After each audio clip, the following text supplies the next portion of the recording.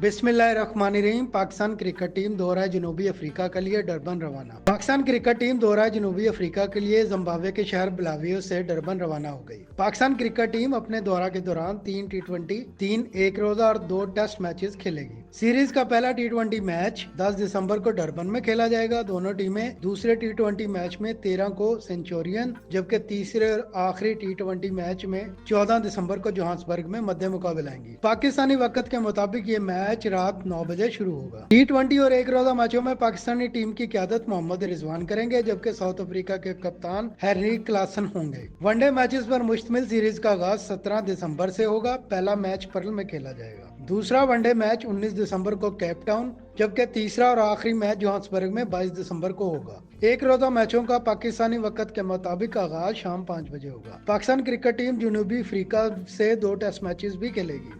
Series का पहला test match 26 दिसंबर से सेंचुरियन में शुरू होगा। 2 मैचों पर मुश्तमिल सीरीज का दूसरा मैच का आगाज केप टाउन में 3 जनवरी से होगा। साउथ अफ्रीका को सीरीज से कबल धचका पहुंचा है। जनूबी अफ्रीकी फास्ट बॉलर कॉटेज इंजरी के बायस पाकिस्तान के खिलाफ तमाम फॉर्मेट से बाहर हो गए हैं। इससे कबल नगैडी भी इंजरी के सबब जनवरी तक जनूबी अफ्रीकी टीम से बाहर रहेंगे।